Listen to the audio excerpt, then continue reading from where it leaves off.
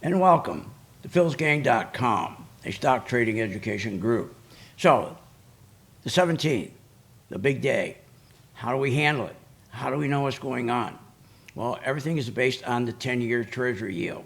Remember, the 10-year Treasury yield is the important one because that sets the rates for interest on the national debt, your car, mortgage, credit cards, everything.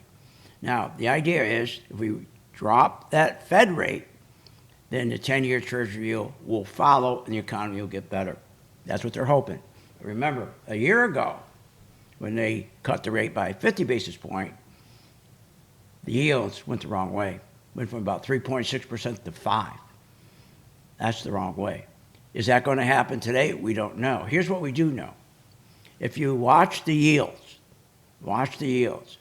remember, you take that 10-year Treasury yield, if they announce the rate cut, short-term rate, you want to start seeing the long rate, the 10-year Treasury yield start falling.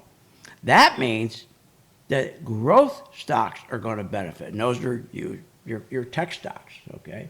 Your tech stocks. Now, bank stocks have been benefiting lately, even though they're really not categorized as a growth stock, but because lower rates are helping the banks out because of all the delinquencies they're having.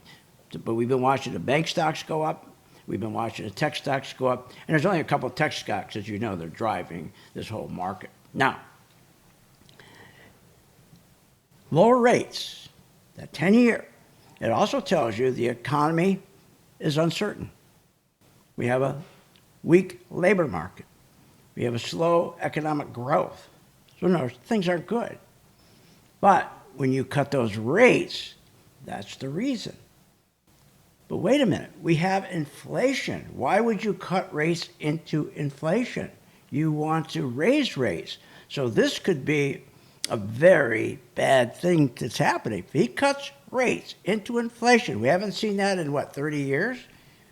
Then that 10-year Treasury could turn around and go straight up instead of going down. Now, he's lying when he says the reason why he's going to cut the rates is to help out the labor market. That's not true at all. He's cutting rates to help the market keep rallying. Because remember, it's those low rates that have been helping out the tech stocks to continue to rally. Now, let's take a look at some of the problems.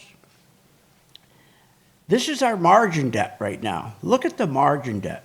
I've been telling everyone that, yes, this market still can rally, even though you look at all the bad things that are going on, all the things in the economy, all the delinquencies. But it still can rally as long as, take a look here, look at the margin debt. It's going nuts.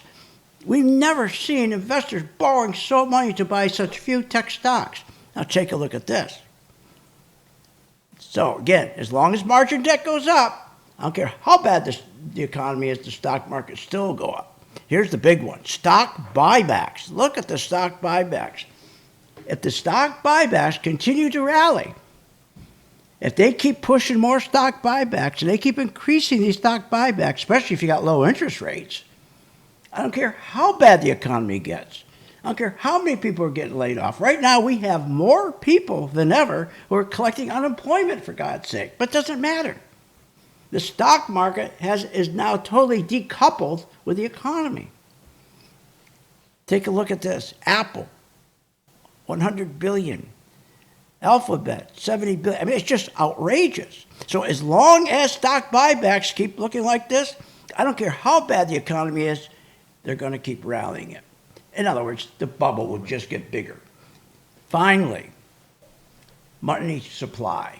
What keeps this market going up is they keep printing money, shoving it into the banks, which is inflationary, print money, shove it into the banks take that money and give it to the CEOs at near zero interest rates so they can buy their own stock back. Take a look at this.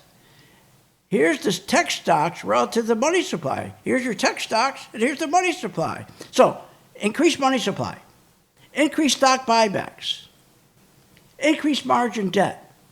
No matter how bad, I don't care how bad the market gets. If you have, for example, economic uncertainty, economic growth is going to hell, If our job openings continue to drop, that's the crutch right there. When one of those breaks, that's when you know the market is ready to correct. And they don't even use the word crash anymore. Because if you say something about a crash, you get all kinds of hate mail. They changed the word now. They're talking about a reset. A reset. No, it's going to be a plain old crash. But in the meantime, the bubble's going to get bigger and bigger and bigger and bigger. And the top 1%, that's where all the money's going to keep going to the top 1%, to Wall Street. And the middle class is still getting screwed because they're not participating. Okay, so let's see what happens on the 17th. Watch the bond rate. The last thing I'll leave you with, not only should you watch the 10-year Treasury, also watch the 2-year Treasury, because that's more near term as to what's going to happen in the economy. And one last thing, remember this, that Trump is begging for low interest rates. You know why? Because the national debt is $38 trillion. He's got to pay that off in 4 years. And remember, all the goods that were sold, everything we buy from China and Japan, they used to take our dollars and buy our debt. No more. They're buying gold. And that's why we have been long gold for such a long time. So for more information on this market and our stock picks, just go to philsgang.com, a stock trading education group for 30 years. See you on the charts.